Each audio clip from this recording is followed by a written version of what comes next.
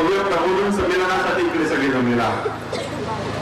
काशीनाथ गणपत वाटोळे यांच्या प्रथम स्मृती दिनानिमित्त भारत मुक्ती मोर्चाद्वारे आयोजित हे जे प्रबोधन संमेलन इथे जे आयोजित केलेलं आहे त्या आयोजित प्रबोधन संमेलनासाठी आपण इकडे सगळे जमलेला आहात। त्या अनुषंगाने मी माझ्या वतीने, आंबेडकर कुटुंबियांच्या वतीने आणि बहुजन मुक्ती पार्टीच्या वतीने आदरणीय कालगतीत काशीनाथ वाटोळे यांना भावपूर्ण आदरांजली अर्पण करतो। आणि आजच्या या भव्य प्रबोधन संमेलनामध्ये जे विषय आपल्या समोर मांडण्यात आलेले आहेत ते म्हणजे 2 विषय आजच्या या संमेलनामध्ये आपल्याकडे ठेवण्यात आलेले आहेत। त्यातलं वारकरी आंदोलन आणि आंबेडकरी आंदोलनाचा काळ वेगळा असला तरी उद्देश मात्र एकच होता।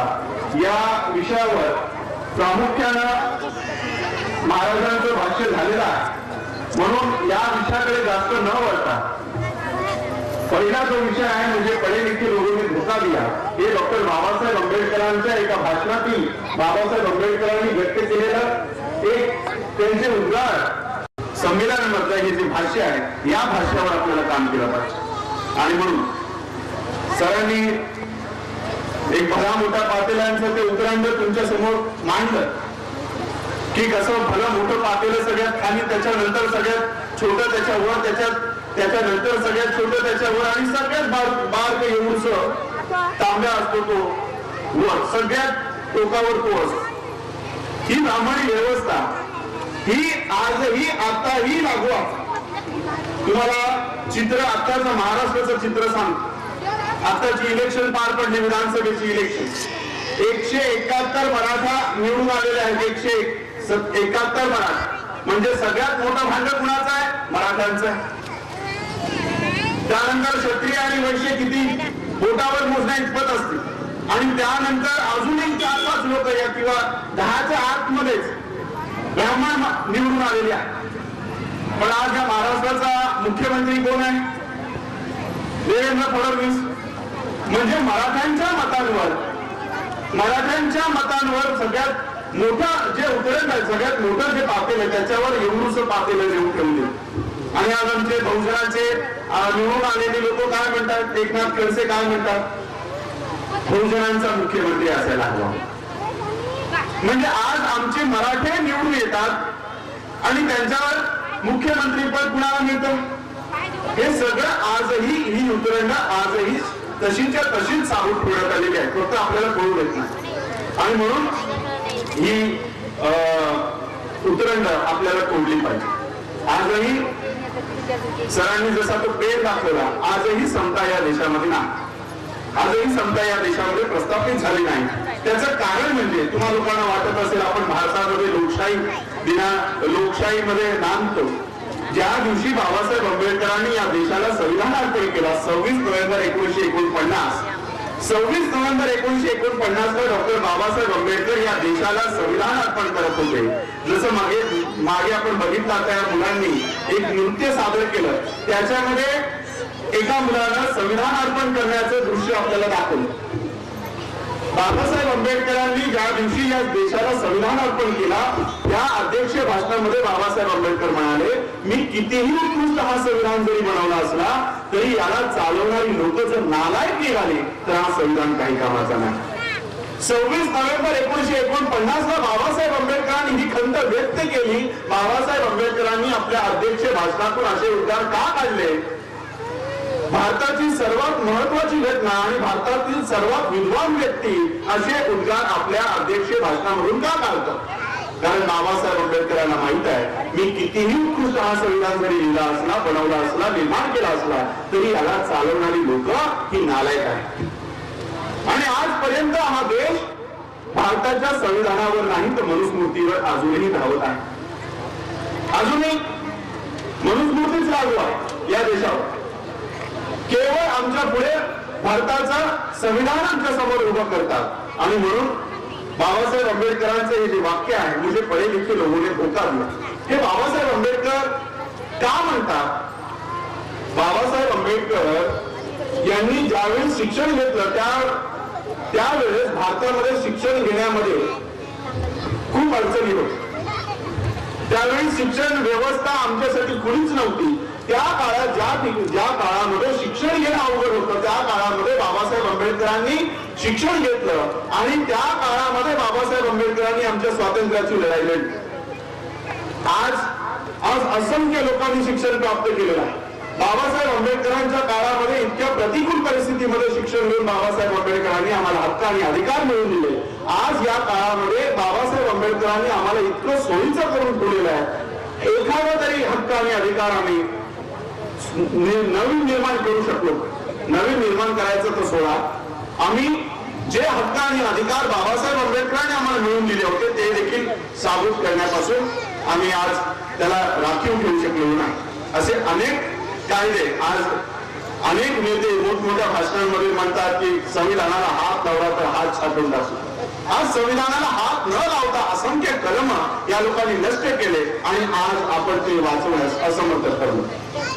आणि म्हणून बाबासाहेब आंबेडकरांचं हे जे वाक्य आहेत या वाक्यांवर संमेलन घडवलेलं आहे. याच्यामध्ये सुरुवात करताना मी तुम्हा सर्वांना इकडे उपस्थित असलेल्या बंधू आणि भगिनींना मातांना जाणीव करून देऊ इच्छितो की बाबासाहेब आंबेडकर ज्यावेळेस 1919 ला साऊथ बोरो कमिटी या भारतामध्ये आली त्यावेळेस गांधी आणि नेहरूने अशी साक्ष दिली की केवळ 2च लोकांना मतांचा अधिकार मिळाला पाहिजे. केवळ 2च लोकांना. आणि 2 कोणती होती? एक जो 8वीच्या वर पास झालेला आहे त्याच्याकडे सर्टिफिकेट आहे, 8वीच्या पुढे त्याचं शिक्षण झालेलं आहे, त्या प्रत्येक व्यक्तीला मतांचा अधिकार मिळाला पाहिजे. आणि दुसरी व्यक्ती म्हणजे जो कर भरतो, जमिनीचा टॅक्स भरतो, इन्कम टॅक्स भरतो, त्यालाच मतांचा अधिकार. आणि जे राजे आहेत, संस्थानिक आहेत, त्यांना मतांचा अधिकार मिळाला पाहिजे. आणि ही माहिती ज्यावेळेस डॉक्टर बाबासाहेब आंबेडकरांना मिळाली ती साक्ष या पद्धतीने दिली गेलेली आहे. आणि या पद्धतीने जर मतांचा अधिकार द्यायचा ब्रिटिश लोकांनी ठरवला तर आमच्या एकाही व्यक्तीला मतांचा अधिकार मिळणार नाही. आमच्या एकाही व्यक्तीला मिळणार नाही. आणि स्वतः बाबासाहेब आंबेडकरांनाही मिळाला नसता. बाबासाहेब आंबेडकरांचं शिक्षण जरी 8वीच्या वर असतं तरी देखील दुसऱ्या अटीनुसार बाबासाहेब आंबेडकरांकडे टॅक्सची पावती दाखवण्यासाठी नव्हती. कारण तेवढा टॅक्स इन्कमच नसल्यामुळे इन्कम टॅक्स कुठून भरणार, प्रॉपर्टीच नसल्यामुळे प्रॉपर्टी टॅक्सची पावती कुठून आणणार. म्हणजे बाबासाहेब आंबेडकर देखील उच्च शिक्षित असून देखील त्यांना देखील मतांचा अधिकार मिळणार नव्हता. आणि मग बाबासाहेब आंबेडकरांनी ब्रिटिश लोकांकडे धाव घेतली आणि त्यांना सांगितलं हा कायदा जर तुम्ही भारतामध्ये लागू केला तर आमच्या एकाही माणसाला मतांचा अधिकार मिळणार नाही. ब्रिटिशांनी बाबासाहेबांना विचारलं, गांधी आणि नेहरू आम्हाला सांगतात या 2-3 लोकांना मतांचा अधिकार मिळाला पाहिजे आणि तुम्ही सांगताय या अटींमध्ये आमच्या एकाही माणसाला मतांचा अधिकार मिळणार नाही, असं कसं काय, असं तुम्ही कसं म्हणू शकता. त्यावेळेस बाबासाहेब आंबेडकरांनी सांगितलं की मनुस्मृतीमुळे आम्हाला शिक्षण घेण्याचाच अधिकार नाही आणि शिक्षण घेण्याचा जर आम्हाला अधिकारच नसेल तर 8वी पास झाल्याचं सर्टिफिकेट आम्ही दाखवायचं कुठून. आणि मनुस्मृतीनुसार जर आम्हाला पैशाचं संघटन करण्याचा अधिकारच नसेल, मनुस्मृतीनुसार आम्हाला जर या देशामध्ये जमिनी घेण्याचा अधिकार आम्हाला नाकारण्यात आलेला आहे, जर आमच्याकडे जमिनी नाही, पैसा नाही तर त्याच्यावरचा कर भरण्याची पावती आम्ही कुठून दाखवणार. आणि मग ब्रिटिश लोकांनी बाबासाहेबांना विचारलं तुमच्या लोकांना जर मतांचा अधिकार द्यायचा असेल तर तो कसा काय दिला जाईल, तो कसा द्यायचा. एक पुरावा आहे तो आम्ही दाखवू शकतो, तो म्हणजे आम्ही या देशामध्ये जन्म घेतलेला आहे आणि प्रत्येक वर्षी आमचं वय वाढतं, प्रत्येक वर्षी आमचं वय वाढतं आणि वयाचा आधार घेऊन प्रत्येक 21 वर्षाच्या व्यक्तीला मतांचा अधिकार तुम्ही द्या. आणि ब्रिटिश लोकांनी वयाचा निकष धरून प्रत्येक 21 वर्षाच्या व्यक्तीला, मग ती स्त्री असो किंवा पुरुष असो, श्रीमंत असो किंवा गरीब असो, प्रत्येकाला मतांचा अधिकार मिळवून दिला. हा बाबासाहेब आंबेडकरांनी मिळवून दिलेला आमचा अधिकार आहे. मी मगाशी जे सांगितलं आम्ही नवीन निर्माण करायचं तर सोडा, बाबासाहेब आंबेडकरांनी जे आमच्यासाठी केलेलं आहे ते देखील वाचवायला आम्ही आज असमर्थ आणि अपयशी ठरलेलो आहोत.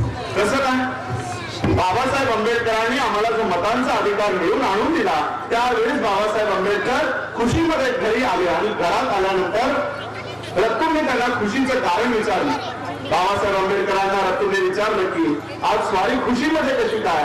बाबासाहेब आंबेडकर म्हणाले आज मी खूप मोठं काम करून आलो. रत्तू म्हणाले, तुम्ही तर नेहमीच मोठं काम करत असतात, आज असं कोणतं विशेष मोठं काम केलंय? बाबासाहेब म्हणाले, मी रस्त्यावरच्या एका सामान्य माणसाला आज राजा बनून आलेलो आहे, राजा बनून. कारण बाबासाहेब आंबेडकरांनी जो मतांचा अधिकार तुम्हाला दिला, हे लाईनीमध्ये उभं राहून कुणाला तरी छप्पा मारून निवडून आणून देण्यासाठी दिला नाही, हे स्वतः राजा होण्यासाठी बाबासाहेब आंबेडकरांनी आम्हाला हा मतांचा अधिकार दिला. पण आम्ही आमच्या या मतांचा अधिकार आज कशासाठी विकत आहोत? हा मतांचा अधिकार आम्ही कशासाठी विकत आहोत? ज्या देशामध्ये डॉक्टर बाबासाहेब आंबेडकर 0 डिग्रीच्याहून कमी तापमानामध्ये होते आणि जिथे दारू पिल्याशिवाय जीवन जगता येत नव्हतं, दारू पिल्याशिवाय जिवंत राहता येत नव्हतं, त्या देशात देखील डॉक्टर बाबासाहेब आंबेडकरांनी दारूच्या एका थेंबाला स्पर्श नाही केला. आणि आज आम्ही आमचा मत कशासाठी विकतोय? आज आम्ही एकमेका सगळ्यात बसतात आणि काय म्हणतात, एकमेकांच्या ग्लासाला ग्लास आपटत म्हणतात, जय भीम काँग्रेस. ज्या डॉक्टर बाबासाहेब आंबेडकरांनी दारूच्या थेंबाला स्पर्श केला नाही आणि आज आमच्या महिला, मी पूर्ण महाराष्ट्रामध्ये भारतामध्ये फिरतो, आमचं महिलांची मतं कशी घेतात माहितीये? साड्या वाटप. डॉक्टर बाबासाहेब आंबेडकर पीएचडी होऊन ज्यावेळेस भारतात येत होते, त्यांचा सत्काराचा कार्यक्रम मुंबईमध्ये ठेवला. मुंबईमध्ये डॉक्टर बाबासाहेब आंबेडकरांचा सत्काराचा कार्यक्रम ठेवला आणि ही माहिती रमाईंना कळली. रमाईंना कळलं की बाबासाहेब आंबेडकरांचा सत्काराचा कार्यक्रम ठेवला आणि मला तो सत्कार माझ्या डोळ्याने बघायचा, ही रमाईंनी इच्छा व्यक्त केली. रमाईंना बाबासाहेब आंबेडकरांचा सत्कार होताना स्वतःच्या डोळ्याने बघायचा होता, परंतु रमाईंकडे खूप मोठी अडचण होती. त्या सत्कारा प्रसंगी, त्या सोहळ्याला जाण्याकरिता त्यांच्याकडे एकही चांगली साडी नव्हती. जी साडी रमाईंनी नेसली होती ती 7 फुटावरून फाटलेली होती आणि तिला 7 गाठी मारलेल्या होत्या. रमाई विचार करत होत्या की एका उच्च विभूषित व्यक्तीचा सत्कार आहे आणि त्याची पत्नी अशा फाटक्या अवस्थेमध्ये जावं हे रमाईंना योग्य वाटत नव्हतं. म्हणून रमाई चिंतेमध्ये विचार करत होती की मला बाबासाहेब आंबेडकरांचा सत्कार होताना मला माझ्या डोळ्याने बघायचा आहे. आणि त्या चिंताग्रस्त अवस्थेमध्ये विचार करत होते की बाबासाहेबांचा सत्कार तर मला डोळ्याने बघायचा आहे, पण माझ्याकडे एकही चांगली साडी नाही. आणि रमाईला त्यावेळेस आठवतं की छत्रपती शाहू महाराजांनी डॉक्टर बाबासाहेब आंबेडकरांचा सत्कार करते वेळेस एक फेटा त्यांना नेसला होता. एक फेटा त्यांना नेसलेला आहे आणि तो फेटा मी व्यवस्थित घडी करून पेटीमध्ये ठेवलेला आहे. रमाई ती पेटी उघडतात, तो फेटा काढतात, तो फेटा स्वतःभोवती गुंडाळतात आणि सत्कार जिथे सुरू आहे त्या ठिकाणी जाऊन लपून छपून, समोर येऊन देखील नाही, लपून छपून बाबासाहेब आंबेडकरांचा सत्कार ते बघतात. बाबासाहेब आंबेडकरांची नजर संपूर्ण समाजावर आहे, संपूर्ण देशावर आहे. त्या गर्दीत ते ओळखतात की रमाई लपून छपून झाडामागे लपून लपून माझा सत्कार बघते. बाबासाहेब आंबेडकरांचं भाषण झाल्यानंतर, सत्कार झाल्यानंतर बाबासाहेब आंबेडकर खाली उतरतात आणि रमाईच्या दिशेने जातात. बाबासाहेब आंबेडकर रमाईंना प्रेमाने रामू या शब्दाने बोलवायचे, रामू या नावाने हात मारायचे. बाबासाहेब आंबेडकर रमाईंच्या दिशेने जातात, रमाईंचा हात आपल्या हातामध्ये घेतात आणि रमाईंना म्हणतात की रामू, मला जर का तुझ्या एकटीचा संसार करायचा झाला असता तर तुम्ही सोन्यासारखा केला असता. जर का मला तुझ्या एकटीचा संसार करायचा झाला असता तर तुम्ही सोन्यासारखा केला असता, परंतु मला या समाजाचा संसार उभा करायचा आहे म्हणून मी तुला न्याय देऊ शकतो ना. आणि आज आमच्या महिलांची मतं कशावर विकली चाललंय? साड्यांवर. आज बाबासाहेब आंबेडकरांमुळे, रमाईंमुळे, रमाईंच्या त्यागामुळे आमच्या घरामधल्या कबोर्डमध्ये, आमच्या घरातल्या कपाटांमध्ये ओसंडून वाहतील एवढ्या साड्या आल्या. कुणामुळे आल्या?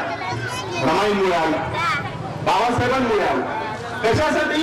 हे जे अधिकार बाबासाहेब आंबेडकरांनी आम्हाला मिळवून दिलेले आहेत, किमान ते तरी आपण साबूत ठेवले पाहिजे. आणि म्हणून असंख्य बाबासाहेब आंबेडकरांचे जे उर्वरित राहिलेले कार्य आहे ते कार्य आपल्याला केलं पाहिजे. मग ते काय केलं पाहिजे?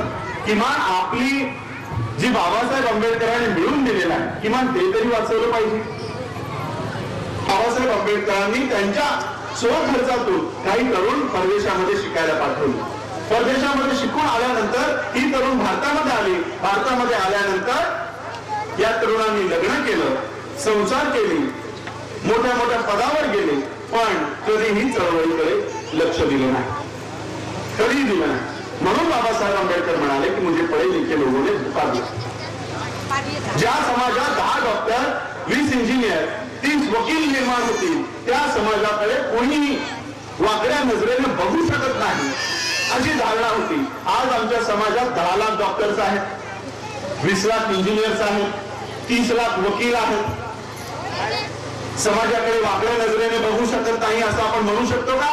समोर काय आमच्या खैरलांजी आहे, जवखेडा आहे, सोनाई आहे. हे कशासाठी, हे कशामुळे झालं? कारण ह्या शिकलेल्या सवरलेल्या लोकांनी चळवळीकडे कधी लक्ष दिलं नाही. ज्या समाजात 10 डॉक्टर, 20 इंजिनियर असतील त्या समाजात कोण जर वाकड्या नजरेने बघू शकत नाही अशी जर धारणा असेल तर आज आमची संख्या लाखात गेली तरी देखील आमच्या समाजावर, आता समाज आणि जातीत पण आपल्या लोकांना कळलं पाहिजे समाज म्हणजे काय, जात म्हणजे काय. कारण आमची लोक काय करतात, सकाळी उठतात, गावामध्ये जातात, एकाच माणसाला पकडतात, त्याच्याच जातीतल्या माणसाला पकडतात आणि सांगतात आपल्याला समाजासाठी काहीतरी केलं पाहिजे. म्हणजे जातात एकाच जातीमध्ये आणि नाव घेत आहेत समाजाचं. आम्ही बाबासाहेब आंबेडकरांना एका जातीपुरतं मर्यादित करून ठेवलं, एका जातीपुरतं मर्यादित करून ठेवलं. आणि बाबासाहेब आंबेडकर किंवा बुद्धांचा तर शब्द नाही, आम्ही नवीन शब्द बाबासाहेब आंबेडकरांना दिले. काय दिले? दलित म्हणतो मी. दलित हा शब्द कुठून आला मला माहिती नाही, पण बाबासाहेब आंबेडकरांनी दलित शब्दाचा प्रयोग पूर्ण आयुष्यामध्ये कधीही केलेला नाही. आम्ही काय निर्माण केलं? दलित निर्माण केलं. दलित चळवळ, आमचे साहित्य पण दलित असतात. दलित या शब्दाचा अर्थ होतो घाणेरा, पिचलेला, जो असंख्य वर्ष घाणीत राहतो त्याला म्हणतात दलित. आणि हे सगळं आम्ही नव्यानं दिलं. म्हणजे बाबासाहेब आंबेडकरांनी कधीही दलित शब्द वापरला नाही. शेड्यूल कास्ट वापरला, डिप्रेस क्लास वापरला, ऑपरेस मासेस वापरला, ॲबोरिजिनल वापरला. हे मराठी जे मूळ निवासी वगैरे म्हणत होते, ॲबोरिजिनल म्हणजे मराठीमध्ये मूळ निवासी. बाबासाहेब आंबेडकर इंग्लिश मध्ये म्हणतात ॲबोरिजिनल, ते लोक मराठीत मूळ निवासी म्हणतात. हे शब्द जे बाबासाहेब आंबेडकरांनी वापरलेले शब्द आहेत ते आपण पुढे नेले पाहिजे. कारण बाबासाहेब आंबेडकरांनी कधीही एका जातीपुरतं काम केलेलं नाही. आम्हा सर्वांना माहिती आहे की बाबासाहेब आंबेडकरांनी महाडच्या 14 सत्याग्रह केला आणि तो सत्याग्रह झाल्यानंतर मनुस्मृती जाळली हेही आम्हाला माहिती. मनुस्मृती कुठे जाळली? तर रायगडाच्या पायथ्याशी जाळली हेही आम्हाला माहिती. पण बाबासाहेब आंबेडकरांनी मनुस्मृती रायगडाच्याच पायाशी का जाळली? बाबासाहेब आंबेडकरांना जर मनुस्मृती जाळायचीच होती, मुंबईला जाळता आली असती, नागपूरला जाळता आली असती, उमरखेडला जाळता आली असती. भारताच्या, महाराष्ट्राच्या कोणत्याही कानाकोपऱ्यामध्ये बाबासाहेब आंबेडकरांना मनुस्मृती जाळता आली असती. परंतु बाबासाहेब आंबेडकरांनी ही मनुस्मृती रायगडाच्याच पायाशी का जाळली? कारण या रायगडावर छत्रपती शिवाजी महाराजांचं स्मारक आहे आणि छत्रपती शिवाजी महाराजांना या मनुस्मृतीमध्ये लिहून ठेवलेलं आहे की छत्रपती शिवाजी महाराजांना राज्याभिषेक करण्याचा अधिकार नाही. आणि मनुस्मृतीमध्ये लिहून ठेवल्याप्रमाणे छत्रपती शिवाजी महाराजांचा राज्याभिषेक झाला. या देशातील ब्राह्मणांनी छत्रपती शिवाजी महाराजांचा राज्याभिषेक डाव्या पायाच्या अंगठ्याने त्यांचा राजतिलक करून केला. आमच्या राजाचा अपमान झाला आणि या अपमानाचा बदला घेण्यासाठी डॉक्टर बाबासाहेब आंबेडकरांनी या मनुस्मृतीचं दहन रायगडाच्या पायाशी नाही, छत्रपती शिवाजी महाराजांच्या पायाशी जाळून घेतलेलं आहे. हे नातं आहे आमचं आणि शिवाजी महाराजांचं, हे नातं आहे आमचं आणि ओबीसींचं. मगाशी आमच्या जवळींनी सांगितलं की पंजाबराव देशमुख ढसा रडले होते का? कारण पंजाबराव देशमुख बाबासाहेब आंबेडकरांकडे विनंती करण्यासाठी गेले होते की तुम्ही जे संविधान सभेवर निवडून गेलेला आहात, संविधान मसुदा समितीचे अध्यक्ष आहात, त्या मसुद्यामध्ये ओबीसीसाठी आमच्यासाठी हक्क आणि अधिकार आमच्यासाठी द्या, हे विनंती करण्यासाठी पंजाबराव देशमुख बाबासाहेब आंबेडकरांच्या घरी गेले होते. आणि बाबासाहेब आंबेडकरांकडे विनंती करण्यापूर्वीच बाबासाहेबांनी ती तरतूद करून ठेवली होती. हे ज्यावेळेस त्यांना कळलं त्यावेळेस ते ढसा रडले होते. सांगायची गरज लागली नव्हती की ओबीसींची करा म्हणून. 340वा कलम अगोदर ओबीसींना दिला, मग 341 आणि 42 एससी आणि एसटीला दिला, आधी ओबीसींना दिलेला. आणि हे वारकरी आंदोलन बुद्धाच्या काळामध्ये बुद्धानंतर जी प्रतिक्रांती झाली, आजही आपण प्रतिक्रांतीच्या स्टेजमध्ये आहोत, प्रतिक्रांतीच्या स्टेजमध्ये आहोत. आणि बुद्धाची क्रांती नष्ट करण्यासाठी या देशामध्ये प्रतिक्रांती झाली. पुष्यमित्र शुंग आणि त्याच्यानंतर ते झालेली पूर्ण बुद्धिझमची विल्हेवाट, ही सगळे वारकरी आंदोलन जे आहे हे वारकरी आंदोलन दुसरं तिसरं काही नसून हे बुद्धाची तत्व सांगणारं आंदोलन आहे. कारण बुद्धानंतर आणि ज्या असंख्य भिक्खूंची कत्तली करण्यात आल्या, त्यांच्या मुंडके कापण्यात आली आणि या देशामध्ये फतवा निघाला, जो कोणी बुद्धाचं नाव घेईल त्याला मारण्यात येईल.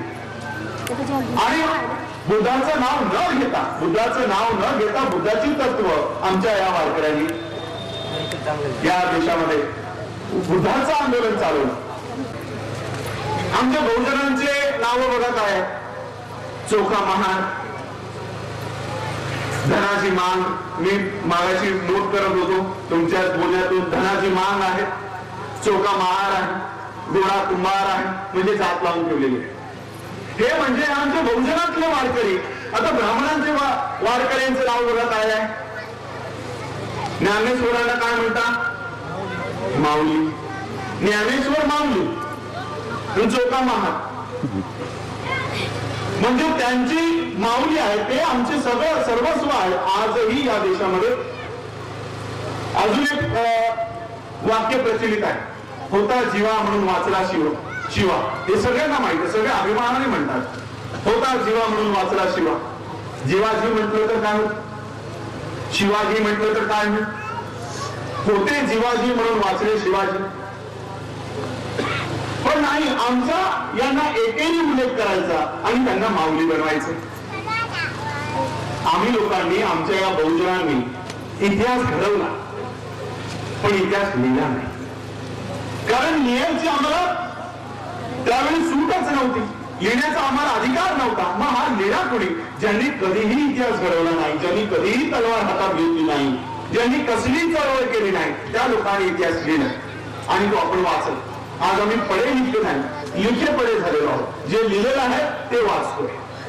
तर्क, बुद्धिझम तर्कावर आधारित आहे. तर्क करायचं आम्हाला बुद्ध शिकव.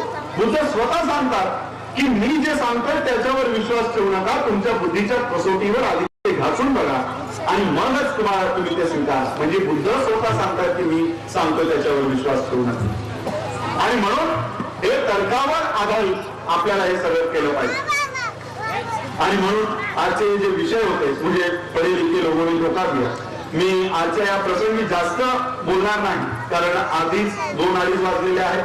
मलाही मुंबईला रवाना व्हायचंय आणि हे जे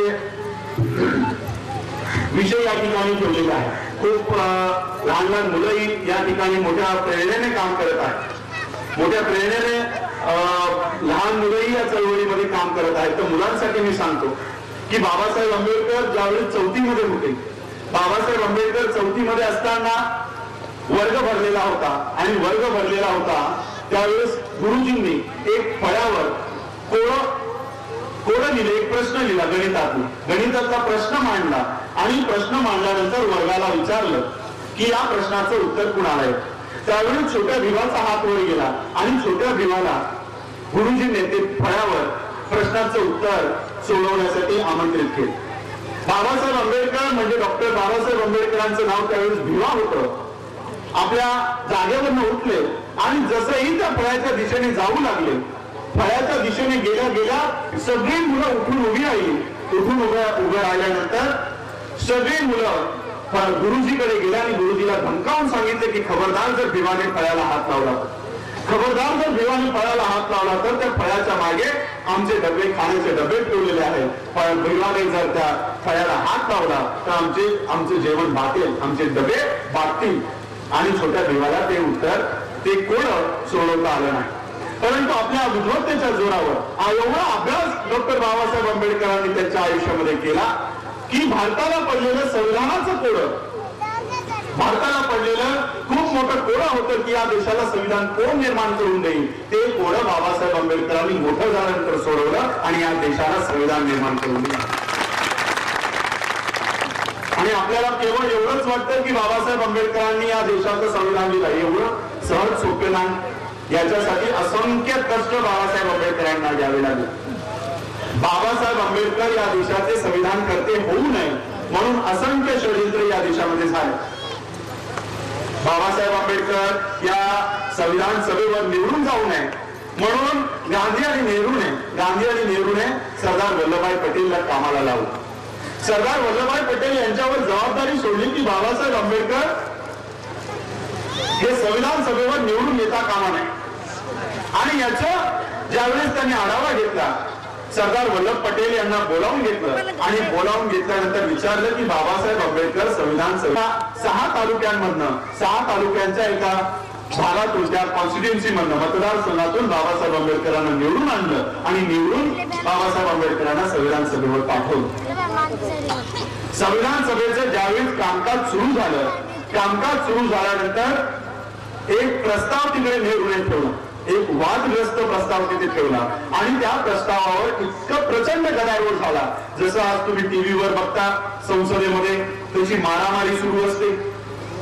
बाकी सावंत काय म्हणते, माझा नाच ठेवा तिथे म्हणजे सगळे शांत राहतील, याच्यासाठी संसद भवनाचा आता वापर होणार.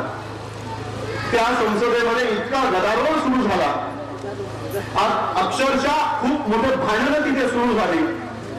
आणि त्या भांडणाच्या प्रसंगात डॉक्टर राजेंद्र प्रसाद यांनी बाबासाहेब आंबेडकरांचं नाव घेतलं की बाबासाहेब आता तुम्ही बोला. डॉक्टर बी आर आंबेडकर तुम्ही बोला. बाबासाहेब आंबेडकर त्यावेळेस आपल्या जागेवरनं उठले. बाबासाहेब आंबेडकर 193 पैकी एक साधारण सदस्य होते, साधारण सदस्य. त्यांचा बोलण्याचा वेळ फक्त 10 मिनिटं, तेही 3 दिवसांनी यायचं. 3 दिवसांनी फक्त 10 मिनिटं. आणि त्या गोंधळामध्ये बाबासाहेब आंबेडकरांचा वेळ नसताना, त्यांचे तो दिवसही नसताना त्यांना बोलायला लावलं. बाबासाहेब आंबेडकर आपल्या जागेवरून उठले. उठल्यानंतर ते भाषणातूनच म्हणाले की आज माझा वेळही नसताना, आज माझी कसली तयारी नसताना तुम्ही माझं नाव घेतलं. ब्रिटिश लोकांनी नेहरूला सांगितलं आणि नेहरूला बाबासाहेब आंबेडकरांना पुन्हा संविधान सभेवर निवडून आणावं लागलं आणि मग पुढे जाऊन बाबासाहेब आंबेडकर या देशाचे संविधान करते होऊ शकले. आणि जशीही संधी बाबासाहेब आंबेडकरांना मिळाली, त्यांनी सर्वात प्रथम काम केलं. ही जी मनुवादी लोक होती, मनुस्मृती होती, ती एका क्षणामध्ये बाबासाहेब आंबेडकरांनी नष्ट केली. काय लिहिलं कायदा, आर्टिकल 13 काय लिहिलं त्याच्यामध्ये, यापूर्वी या देशामध्ये जी कोणते कायदे लागू होते ते सगळे एका क्षणामध्ये नल अँड व्हॉइड, अवैध घोषित होतात.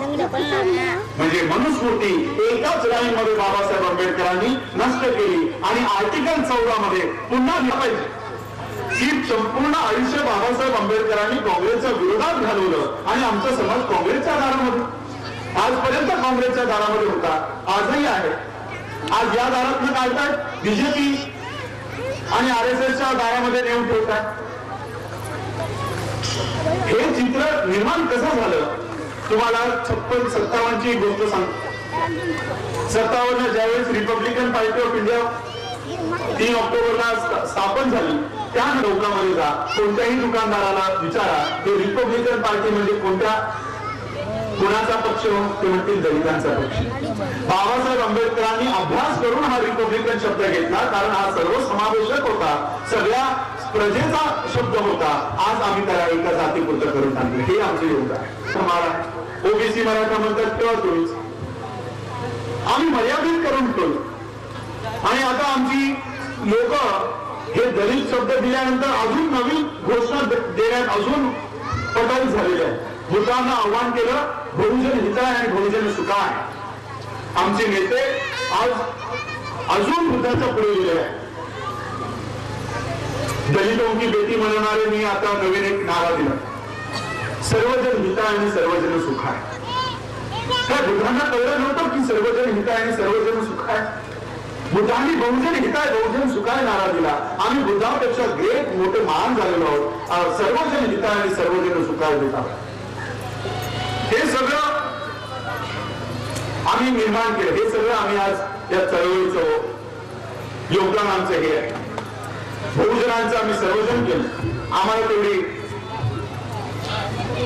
तेवढी आमची आज पात्रता गेलेली आहे की बुद्धाच्याही पुढे आम्ही गेलो आणि म्हणून हे सगळं बाबासाहेब आंबेडकरांना या काँग्रेसला खाली खेचण्यासाठी सत्यशोधक मधुकर महाराजजी हेही उपस्थित राहिले, त्याबद्दल त्यांचेही धन्यवाद। आणि इथे मोठ्या संख्येने आपण देखील या कार्यक्रमाला आलात त्याबद्दल आपलेही आभार। आपण माझं म्हणणं ऐकून घेतलं त्याबद्दल सर्वांचे आभार, धन्यवाद। जय हिंद, जय भारत, जय गुरु।